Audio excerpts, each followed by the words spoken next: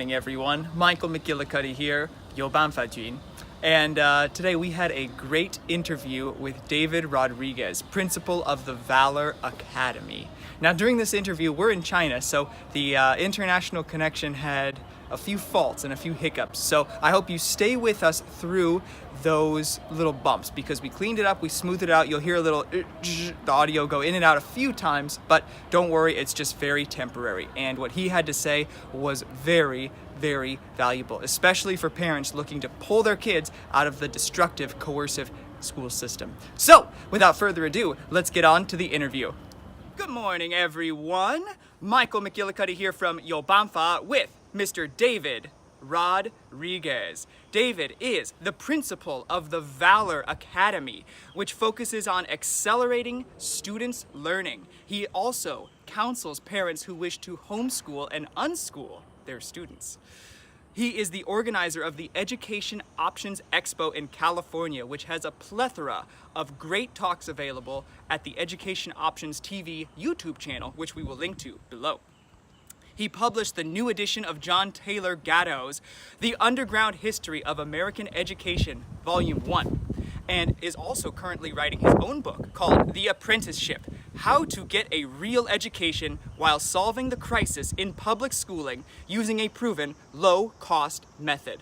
Like us here at Youbanfa, he believes in freedom. 他也是一个自由主义者.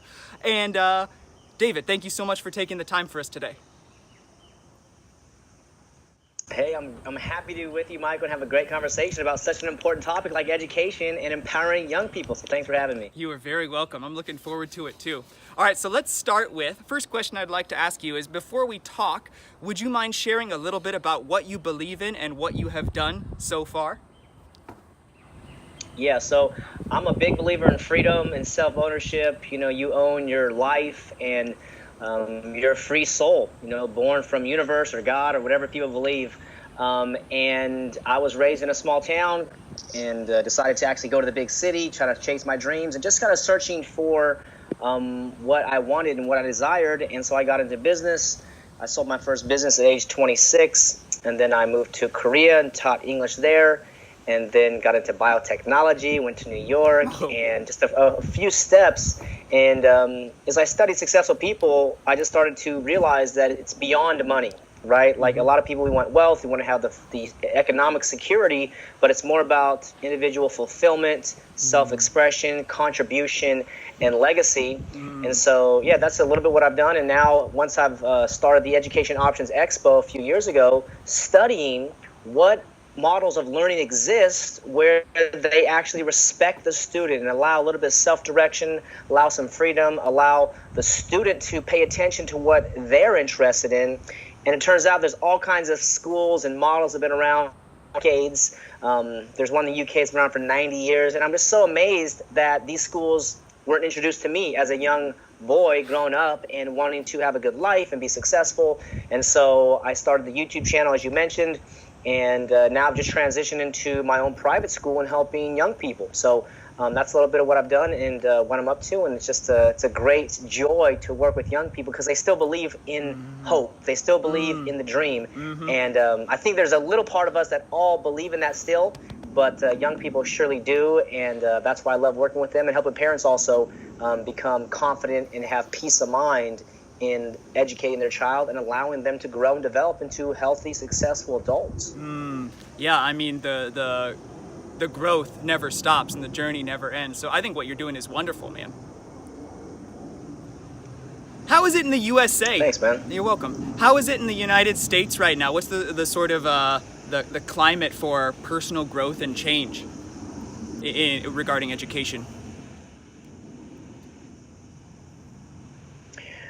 The climate of education in the U.S. is ripe for change. So you and I are connecting on video communications on different sides of the planet, and this is a new technology. You know, we're doing this for free, basically, right, through the technology.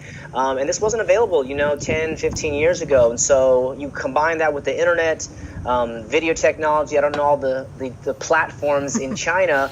But there's search engines, there's video platforms, there's ways you can get information. And so young people, they have these devices, which you might know of, these little smartphone devices, and this has changed the whole game. So the schools have been so slow to change, and so parents are getting kind of impatient with that, and so the more and more they're open to homeschooling, they're open to private schooling, because all parents want their child to be happy and successful. I mean, this is the fundamental desire that the parents have, and so the climate is really ready for change, and so that's why I get so excited about it.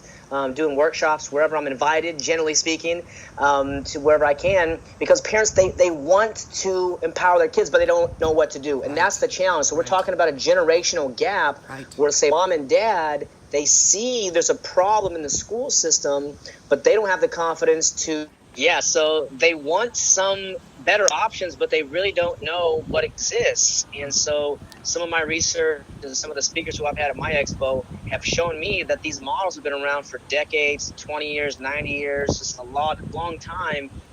And so the essence of them all, so you don't have to do the research, is self-directed learning. What that is that the student learns to direct their own learning. This is where it gets challenging for parents, because it's like, if I don't force my child to do this, then they're never going to learn that. And I think that goes into tapping into the belief about human nature. You know, what do you believe about your child? What do you believe about human beings? And in my opinion, and in my understanding and research, that human beings are learning organisms, right? Whether you believe in religion or not, or whatever the case is, we are powerful beings. We want to learn. You know, we learn to walk, we learn to talk, we learn to swallow, all these important things to understand, like facial recognition, you know, as baby and toddlers, plus, you know, hundreds of other important skills that we learn without a manual, without coercion. And so this is the real work, I think, for parents to take on, is what do I desire for my child? And if you want them to be creative and successful and powerful, which I believe you do, then you want to tap into self-direction. So there's a bunch of models out there, but one of the key fundamentals is self-directing and allowing them to find their interests. I mean, this is really an important part, to be allowed freedom to study what you're interested in. Now, mom and dad, you might think mathematics or science are important, but if your son or daughter is interested in the comics or cartoons or computer games, well, that's what they're interested in. And that focus and that concentration they put in those interests, later on, when those interests change, if they do, they can transfer that interest to another subject, to another area of interest. So what they're really learning to do at a young age, whether they're 7 or 10 or 12, is learning how to concentrate, learning how to focus, learning how to be disciplined in their educational process. And that's what I recommend parents do, is allow them to self-direct, allow them to study what they're interested in. And a lot of times it's coaching mom and dad who are like, you know, I want them to, you know, do these things. But it's like, okay, I understand you want that, but more importantly is you want them to be happy and successful and in their personal power. And then not come by coercing in history where that stuff happens, but it's not enjoyable for the student and it's not enjoyable for the parents. Oh, it's miserable. So it's creating a win-win situation, right? Yeah. Thank you for that. I want to add, like, I live here now in Xiamen, and downstairs I heard a little boy crying, like bawling his eyes out because he wanted to sleep. Just say like, which means like, I want to go to sleep. And probably his parents was like, you haven't finished your homework. You got to finish your homework. You know, it's like, oh my God, like that's like torture. Like he sounded like he was being tortured, and he was, you know what I mean? Yeah. People say like, oh, they're just faking it or whatever. No, they're not. You know, like that hurts when like you cannot go to sleep when you want. That's like prisoner of war stuff where they keep you up all night. You know what I mean? Oh man. So yeah, thank you for bringing that up. I wanted to say too, to the Chinese parents listening, you know, David talked about cartoons and comic books, and if you think like, oh no, they can't do that, like, All right, for one, in Shenzhen, in Luohu, there's a very beautiful government-sponsored animation studio. So yes, they can do that if that's something that they're interested in. And secondly, Ma Yun, just said that schools need to focus more on right brain activities, things like drawing, creativity, whole picture thinking, seeing the whole picture, and communicating forms in a less linear fashion. But that's another topic for another day. But times are changing, and yes, that will be the future of education. People who can do more things than just study, memorize, and then spit the answers back out on the test. So thank you for bringing that up, David. Whew. All right, let's go here. You said the parents are the ones who need the teaching and the coaching. What would you say to just sort of relax and step back? How have you found it successful for American parents to really sort of let go and relearn what's really important for their children? The first question when I sit down with new clients is, what do you desire for your child? And I start there, and I'll write down in my notes so I can refer to it later, because everyone has their own different desires, but ultimately it's success, happiness, independence, right? Love, maybe, but that's really kind of a little bit later. But being an independent person, being independent minded, be able to be productive. And one of the clients I was just working with, she says, I want my child, she has three kids, I want them to find a passion for learning, and I want them to be able to do what they love in life, to follow their passion and do what they love in life. I said, great. Write that down, because if that's what you desire, I'm here to serve you and your family, and that's going to be our North Star. That's going to be our focus point. Anytime we get off track, we're going to say, okay, so what are we after again? Okay, well, last time, this is what you told me. Yeah, that's true. I want my child to find their passion for learning, find their passion for life, and enjoy what they're doing. Okay, so these little worksheets or these little, assignments that, maybe these little programs are trying to say, okay, well, is that really going to help them find their passion for life, find their passion for learning? So it's getting them back to that North Star, to that starting point of what do you desire for your child. And we get so caught up in it, because here's the other funny thing, that these schools, especially in the U.S., it's a huge business over here. There's a lot of money in the school system. They have a funny word called quality education.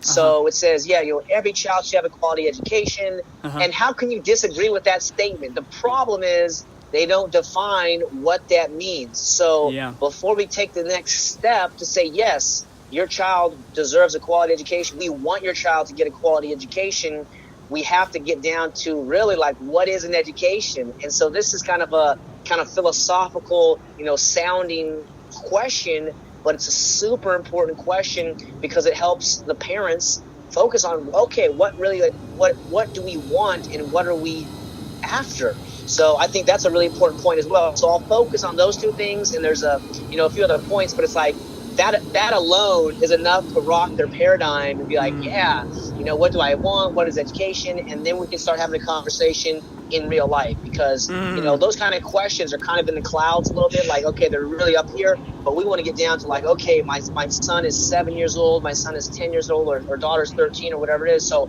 how can we apply that now?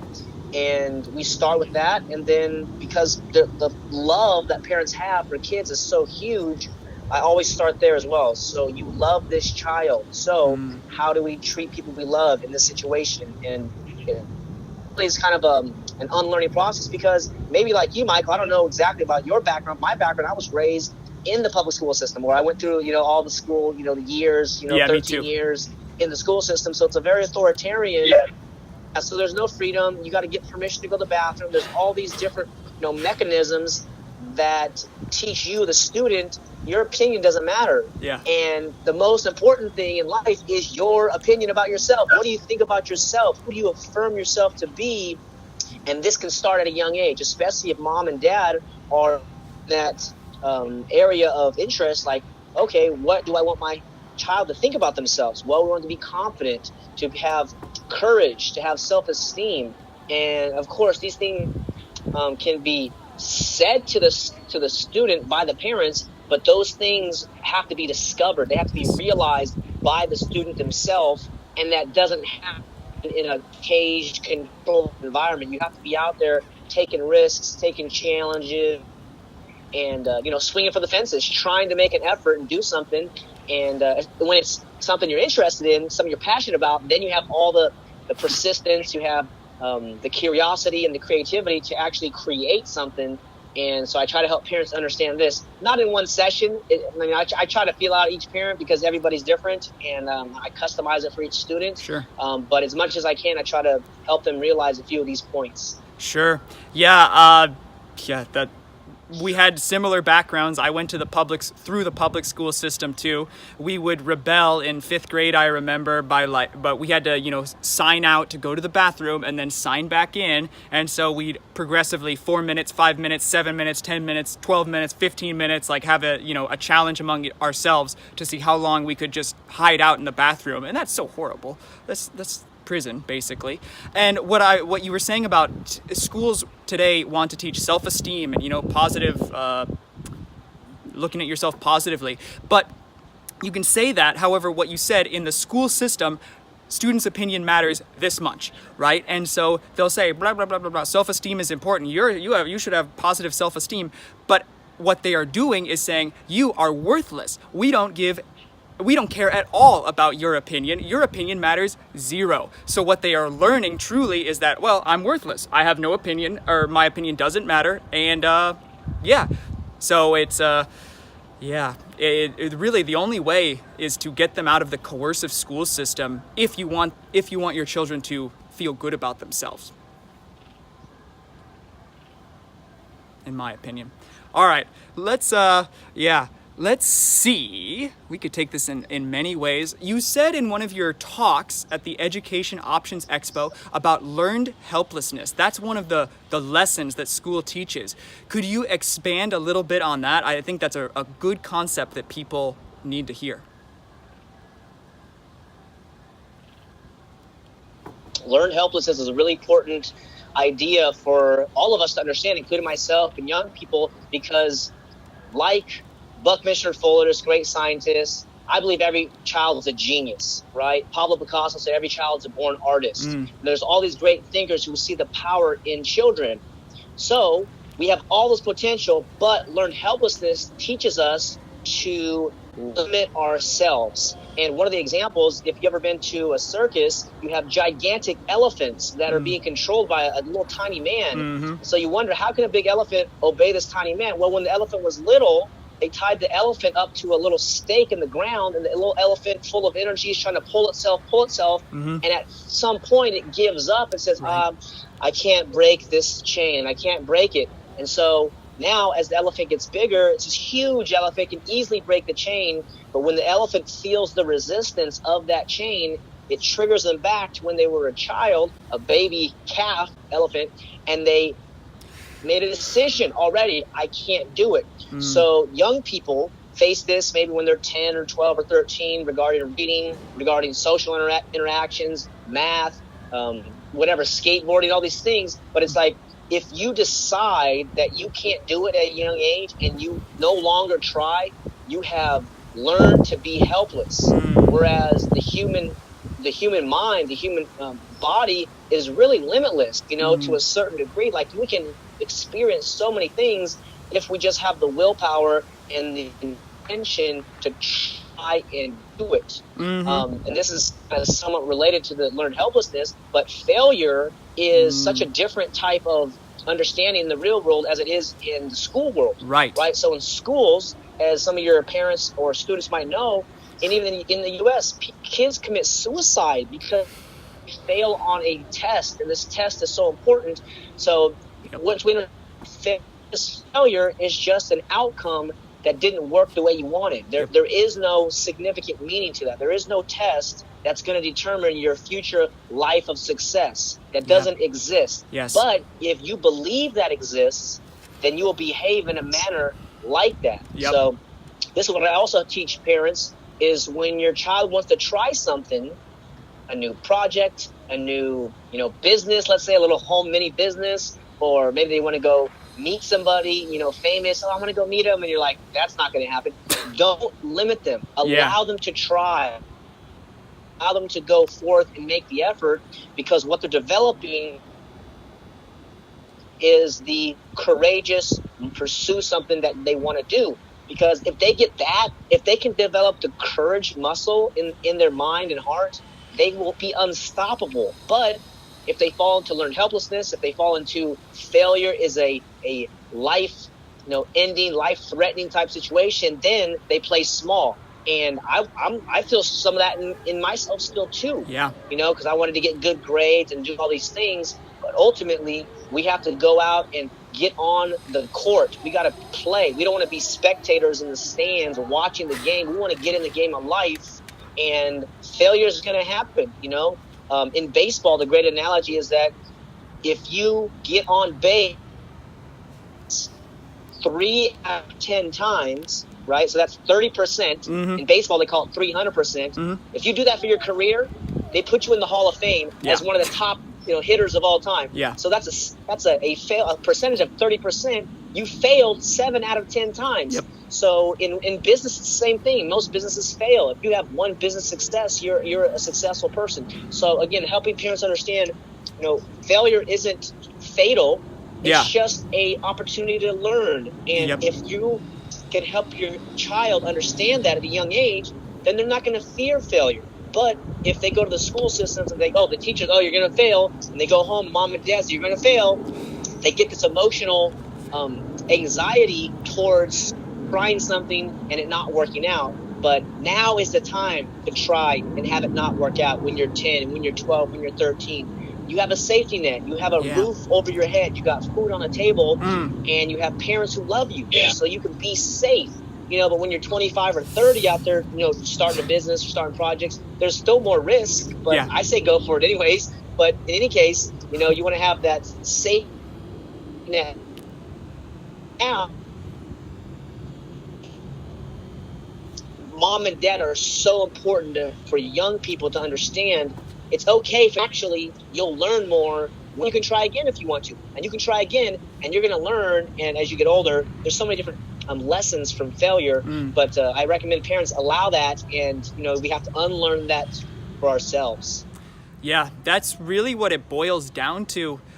Parents need to, I'm not a parent yet, but we need to unlearn many of the untrue things. You're 100% right. What we were taught is 100% wrong about failure, about, trying new things, about being like, oh, I can't do that. Youbanfa. Whatever you think becomes true. And that's why I wear this shirt on my body every day. Let's show it, Crystal. It says Youbanfa, which means, yes, there is always a way, right? We're not saying you have to do all this stuff. You must do this like we're a teacher, but we're saying you have the choice. You have the ability. Youbanfa, you have the way. So thank you for sharing that, David. And yeah, it sounds like in China and the USA, we're a lot more similar than what's made out to be on the media. It's like, oh, totally different worlds. But basically, it's not exactly the same, but it's pretty similar at the core of our beings. So yeah. We talked about learned helplessness. We talked about genius being as common as dirt. You said everybody is a genius. You quoted Picasso. You've worked with John Taylor Gatto, too, who we've earlier referenced. You work with him very, very intimately. You helped him publish his latest book. Could you expand a little bit on that? How you, because I know this story, but I want you to, this ties in nicely with the thinking you can do it. Can you share how you started working with Mr. Gatto and what that has been like? Yeah, so I started working with John Gatto about 4 years ago. And the reason is I discovered his work about the history of the school system. He taught for 30 years inside the public school system. He won all these awards, State Teacher of the Year 2 times, and a bunch of other awards. And just a really great teacher who cared about kids. He was an 8th grade teacher, so he's teaching 12-year-olds and 13-year-olds. And he had a great epic interview called The Ultimate History Lesson on YouTube, which is for free. And he talked about where the school system came from, and I started looking into his work, and I said, this guy got it. He got it correct. So I wish I would have known about this. Yes. So when I start driving around and looking around these libraries, they name the libraries after these extraneous, commissioner of education, and guys that were part of the creation of the system. And I said, how come nobody's named anything after John Taylor Gatto, right? So I reached out to him, and I basically said, hey, I would like to use your name for something. I'm going to do something in my life so I can, get your name out there. And so that's what happened. I flew out there to New York, and then they asked me to help out with some work, and I said, okay. And that started the relationship. Cool. And so now I run his website, his YouTube, and got that first volume out. That's awesome. I don't know if you can see it. Yeah, I can see it. First volume right there. Yeah, crystal clear. Right on. And so we're working on volume 2, and Dana Martin's going to be in volume 2 doing the afterword there. And so that's what happened is I reached out to him, and then we started this project, and we got some other projects in the pipeline, one thing at a time. But I was so honored that they invited me to participate, with his work, because I think it's so important. And a lot of people respect him, and a lot of people know him. And the challenge is that when you start speaking truth about the school system, there's a big financial power involved, and other, powers behind the scene that don't want the system to change. They like this system the way it is. It was so corporate interests of just blind consumerism, obedience to coercive organizations. And the biggest challenge is trying to manage people who think for themselves. So that's what's so interesting is where the system came from, from Prussia, Germany. And that was the problem. They were commanding soldiers to go into the bullets that were coming right in their face, and the people were running away. And they said, man, we got to do something. And they said, we have to get rid of the imagination. We have to get rid of this self-preservation, because when we say march forward. So that's kind of the one of the anecdotes of where the system came from. But yeah, John Taylor Gatto, highly recommend him.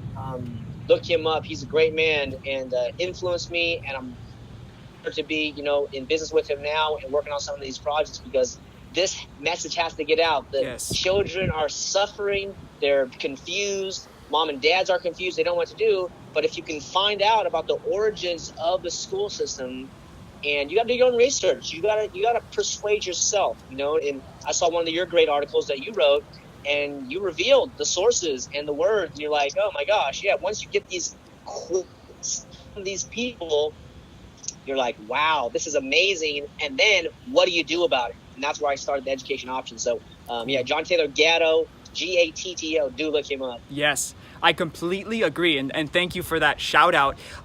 Parents here in China and probably in the USA say like, well, school's not that bad, or like, they'll think it's free or whatever, and therefore it's okay. It's like a neutral option, but it is so destructive for most of us. Some people like going to school, like my mom loved going to school, and so does my little sister, and that's cool for them. But a lot of us, I hated it. Like Sunday afternoon, like I'd get more and more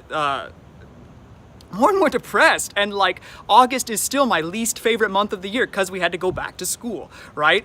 And for a lot of us, we learn to be helpless. We learn that our opinion doesn't matter, so it is really, really not neutral. It is harmful to most of us. Have a conversation with your kid and say, do you like going to school? And don't guarantee it, but I'll bet a lot of money they'll say, no, right? And then you can start from there. You don't have to have the answers right away, but there are people who have gone out and they are there to help, like David, like Dana. But David does a great job helping kids really accelerate their education, because, a lot of the times we don't learn anything in school. We memorize and forget. People in China, they go through 12 years of English class, but they can't say a single sentence, imagine that. You study something for 12 years and you can't do the first thing. And then they internalize it and think, oh, I'm stupid, or blah, blah, blah, blah. No, you're not. You just didn't care about it because you were forced to do it. You had a normal response. You had no internal motivation to learn, which is totally fine. It's your life. Not everybody has to learn English. But self-directed learning, like what you said, is so important. I want to ask you now, how do you accelerate students' learning, like with apprenticeships and mentorships? That's something that you're big about now, a topic for your upcoming book. Please share with us why that is so good and how you help. Got it. Okay, apprenticeships are so important because what you do is you connect the young, eager student with the older, experienced professional in the field. Okay.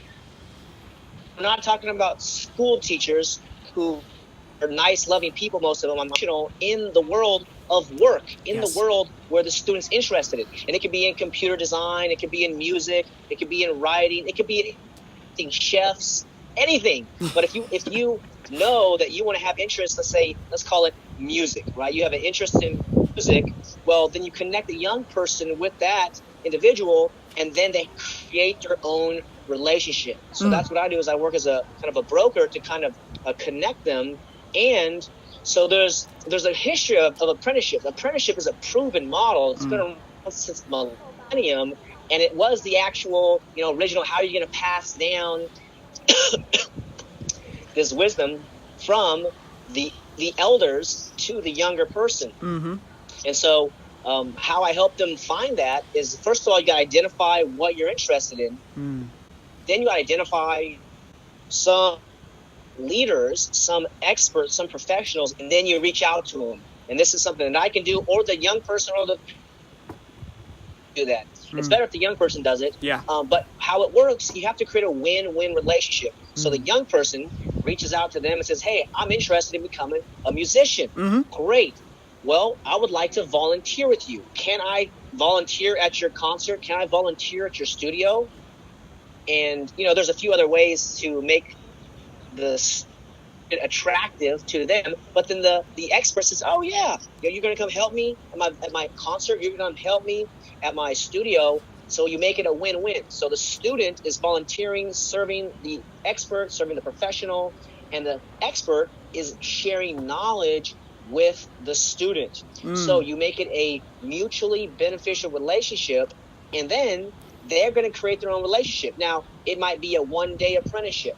It might be a week. It might be a month, a year. It depends on each person, because we are individuals, right? This is what the school system has so wrong, is it treats everybody like one size fits all, get crammed in there. Whereas an apprenticeship model is one-on-one. So, and I'll set it up for the young person. Hey, you're going to go meet this expert. Here's some tips so that you can have a good relationship with them. And I'll tell the expert, hey, this student's really eager. So, if they're doing a good job, you're welcome to extend the apprenticeship. It doesn't have to be for this 1 hour, one day, but they're really eager. So insight and understanding that I have to do my part, but it doesn't have to be me. This is something that the young person can do, because ultimately this is the conversation I have with them. That this is your life. This is your education. This is your future. I'm here to assist you. I'm here to assist your parents. But truthfully, this is all about you. So, give them a few books, give them a few videos to watch, give them a few audios to listen to. And it takes time, right? You don't become a bodybuilder overnight. You got to go to the gym. You got to work. Same type of mentality required for young people. You have to develop your mental muscles. And that can be daily, that can be weekly, monthly, and perpetually. But the real work is on the individual. So I explained to them a little bit softer, so they're not get scared. Yeah, right. Because if they're coming from the public school system where, so what I was saying is just that the apprenticeship model is a proven model, and it's a win-win situation, very low cost. And so I'm so hopeful in parents rediscovering this model, because what I want to do is teach them my philosophy for my school, which is kind of a truth, if you don't mind me saying that, but it's like the world is the classroom, and anything you can learn from can be a teacher. So rather than thinking that some teacher is, has all these credentials, and, if you don't have credentials, you can't teach, that's not the case. You can learn from anybody. And I mean, you can even look up YouTube and these little inventors, these teenage inventors that are making these great discoveries at this young age. In a way, those guys are my mentors. Those guys are my experts, my professionals. If I had interest in learning that, I can learn from them. And so this is a very important tool. If a young person gets this at a young age, or even later on, if they're in their late teens or 20s or 30s. But if you give value, right? This is the quote from Albert Einstein, is do not seek to become a man of success, seek to become a man of value. And that's the model from the apprenticeship model, is the young person. I'll have that conversation with them. Here's what you want to do. You want to be a person of value, of service, of contribution. And in time, you'll learn this. And in time, turn it into money, and that money will turn into whatever you want to turn it want to. Yes. You can build your own company or business or whatever it is, but the win-win relationship is so important. So if parents get that, because the U.S. has a school system worldwide, over 600 million kids. So this is a big project, and I can't tackle it by myself. That's why I'm talking with you and friends like Dana Martin and other people out there. This is a big problem, but solutions have been found. There are respectful models of learning. There are better ways learning that exists right now. So that's why I'm really grateful, that we can have this conversation and continue the conversation, because we're always learning and technology is changing, but platform also change. So for myself, because I'm always learning as well. Yeah. Learning never stops. I like what you said about be a man of value rather than a man of success, because success is just like, some abstract goal. But value is very concrete. Just give other people what they want, and you will be compensated very well. You'll have more money than you could know what to do with. And it's so important to shift that thinking, because in school, what we do really has no value at the time. Nobody cares if you got a good grade on your test, you know what I mean, at that time. And even afterwards, at least in America, maybe China is different, but most people don't care what your scores were. They just care about, can you do the job? You know what I mean? And so from a young age, parents, if you shift your focus and your children's focus to how can I help others, that will go so far towards their success and their happiness than just getting good grades. You know what I mean? Right. Yeah. Absolutely. No, when you give value to people, you learn a lot and you feel happy. Yes.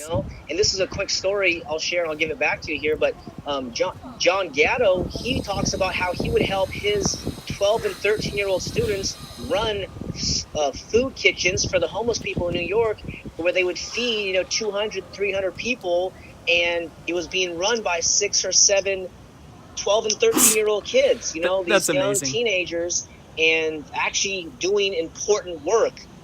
Yeah. And when you serve the underprivileged or underserved, or maybe the injured, the veterans, whoever it is, and you see as a young person, you remember being 13 years old, and I'm helping this person's in their gray or bald or whatever it is, losing their hair. It's like, oh my gosh, like I'm giving them something. They're thankful. Thank you very much. You're such a sweet boy or such a sweet girl. That is so much more inspirational and helps their self-esteem and confidence than a grade on a test. But it's like, you do this a few times and you're like, hey, I'm an important person, like I matter. Yes. And that's the cycle.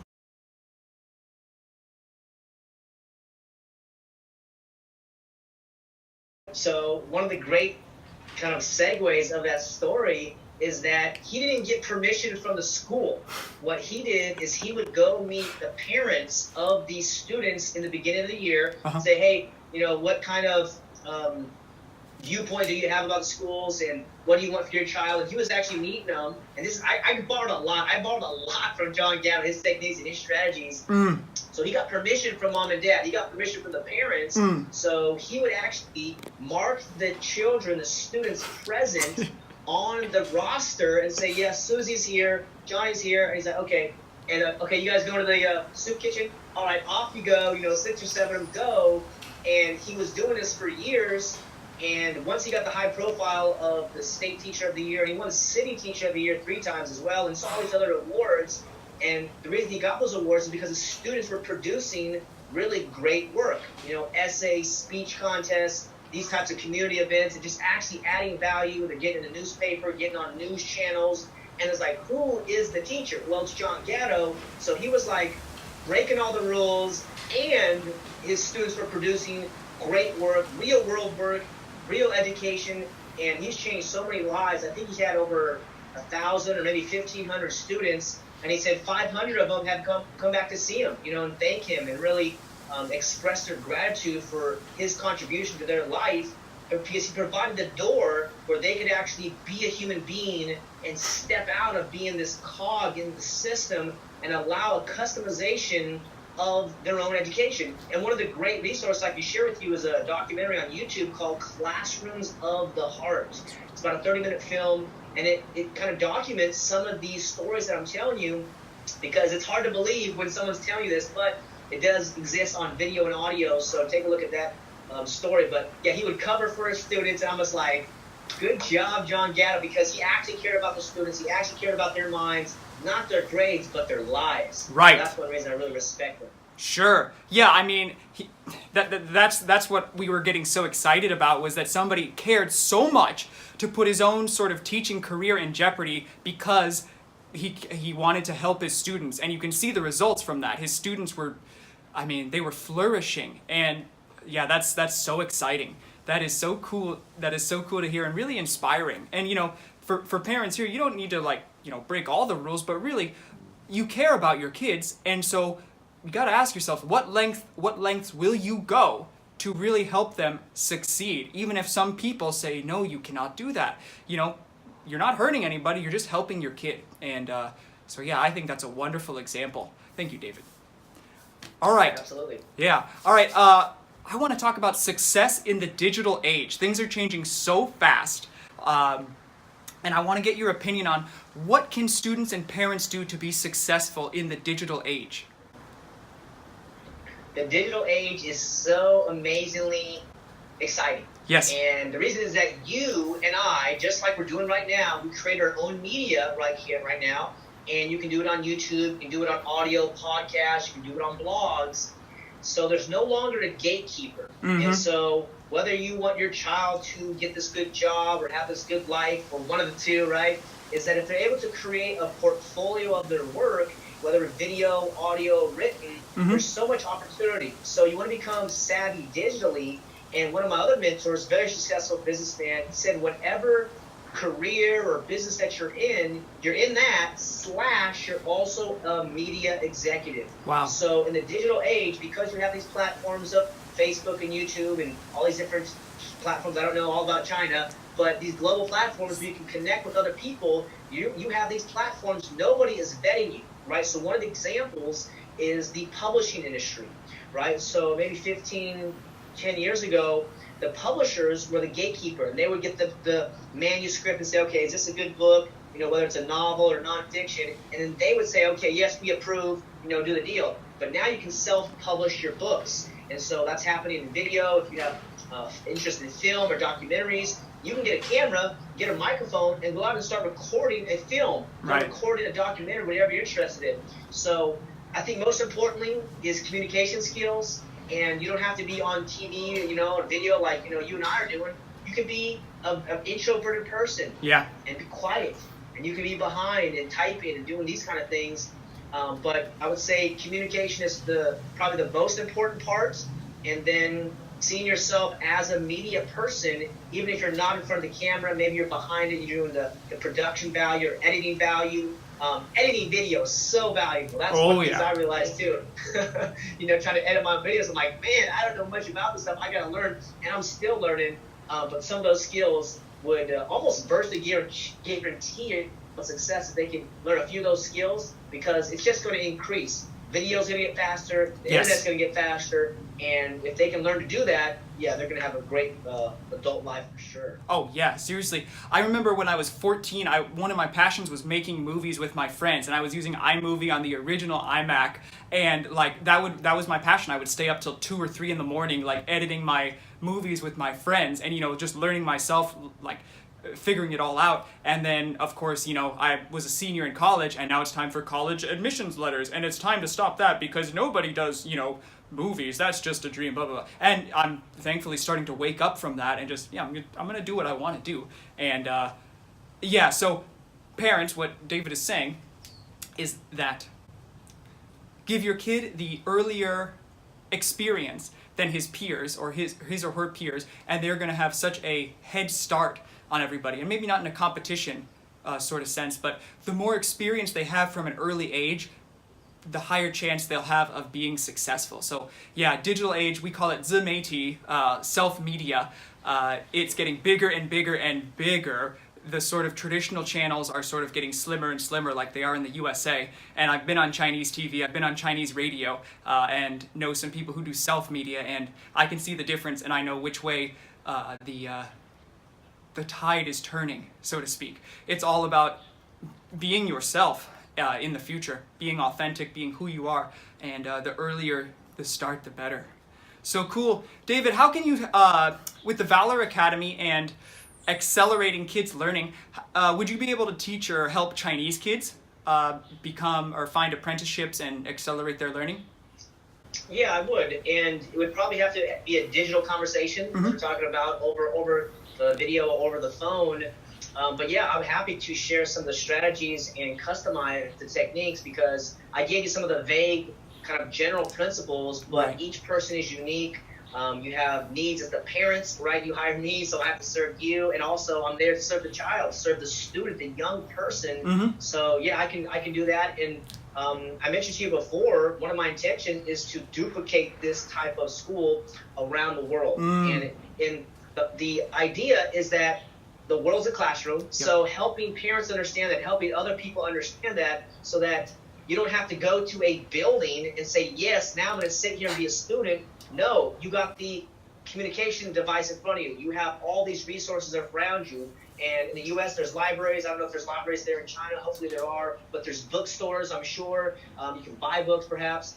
Actually, I don't know. I've never been to China. So, but anyways, yes, I'm happy to work with parents from China, from Russia, from wherever it is, because it's a big problem. The school system is really hurting kids, and I'm here, and I get so excited when I work with parents who are like, yes, we need some help. We don't know what to do. We just know that our son, they're not happy, they're stressed out, and we love our child. So, yes. Please provide some type of ideas, and that's what I can do. And it works, yeah?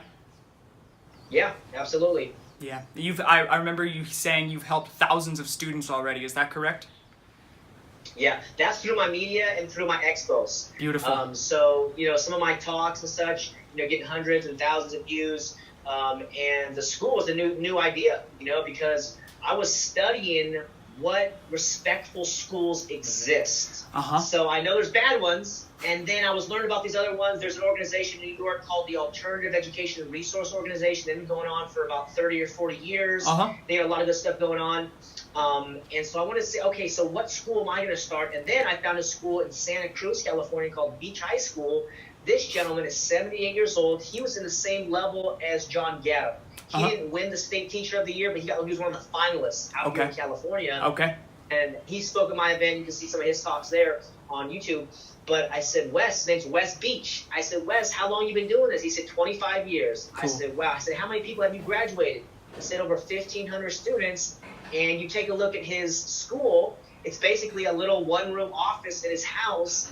And I went and interviewed him and asked him all these questions about it. But he has a similar philosophy that if the students are dissatisfied, why would I have them stay in this classroom?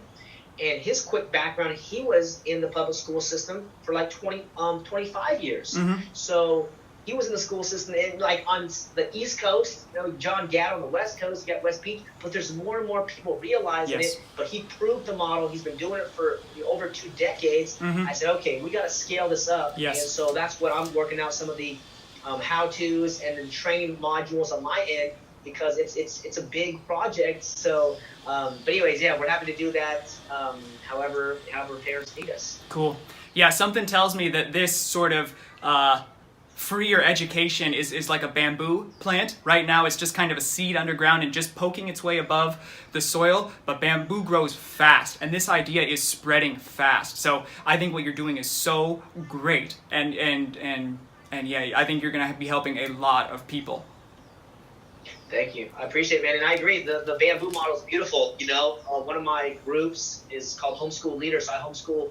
I train parents to homeschool, and I put the bamboo leaf on my logo for that reason. Yeah. It's one of the fastest growing, and it's one of the strongest plants. So this thing's catching on, and I think it's not stoppable at this point. I mean, the coercive school system and their monopoly on schools, they might try to stop it for whatever reasons, but the information is getting out, and parents are becoming more courageous, and there's now grown homeschoolers, there's grown unschoolers Yes. who are just crushing it in life, and they're like super successful. And they're Yep. like, where were you raised? Where'd you go to school? I didn't go to school. I didn't go to college. Everything is self-taught. You're like, wow, you're a champion of learning. So, Yes. The evidence is there now. Yeah, exactly. You know, the sort of perception in the 1990s was that homeschoolers are weird, right? But then they grow up and they're like, you know, some of the coolest people, have so many interests and so much success already, and just so calm and peaceful in this world, right? And then it's kind of like, oh, you didn't go to school? Whoa, what was that like? How was that? What'd you do? Right? And then they become sort of the small mini celebrities, and then it's gonna spread. As you said, they are crushing it. Colleges, you said in one of your other speeches that having a mentorship or an apprenticeship helps so much get into college, because the university sees that you've already taken steps to fulfill your passion and make your dreams come true, which is the purpose of education, really. It's to give you the tools to do what you want in life. And so taking these steps to do what you want does pay off. You know, there's really not a lot of drawback. It's just a lot of upside that people haven't been told before, which is what I'm so glad we have the opportunity to do. So yeah, for parents out there, we're not saying you have to do this. We're saying, Youbanfa, you have the option. And, it may not be as hard as you think. Remember the elephant. If you just sort of take the steps, you might be surprised how easy and how successful it will be. So, David, you've never been to China. This is where we are. We talked to Dana Martin earlier. She has interest in coming here to do some personal workshops. Would you also be interested in coming to China to help out and share your ideas with people who are interested in knowing more?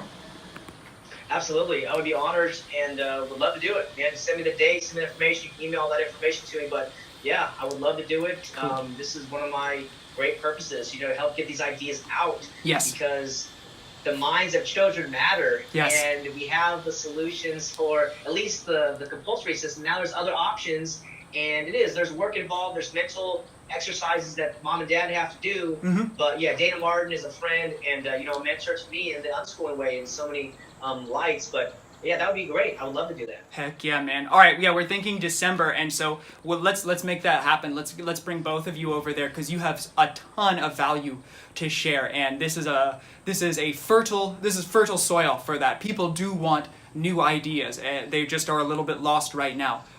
They don't know which way to turn. So yeah, I think what you're saying is great. I know it works, and you have a very good way of explaining it to people too. So thank you. Let's make that happen. Yeah, absolutely. You're welcome, man. I'm looking forward to it. Cool. All right, David. I think that's a good place to wrap this up. Thank you so much for taking the time to be with us here today. We'll link below how to get in contact with you, and we're going to upload a few of your videos onto the Chinese media platforms, if that's all right with you, some of your speeches. Please spread the word, man. Let's have a great conversation, and we'll continue wherever the next platform is. Reach out to me. All right, I will do that. All right, we'll keep in touch. And yeah, if you want David to come to China, it's Chinese speaking time. 如果你有兴趣的话，让 David Rodriguez 过来中国分享他的很好的想法。那发我们一个消息说我要 David Rodriguez. Don't worry, 不用担心 we can spell his long last name.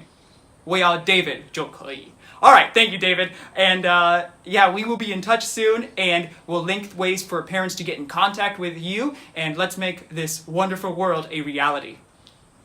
Absolutely, let's do it. All right, buddy. Talk to you soon. Bye-bye. Bye now. Bye.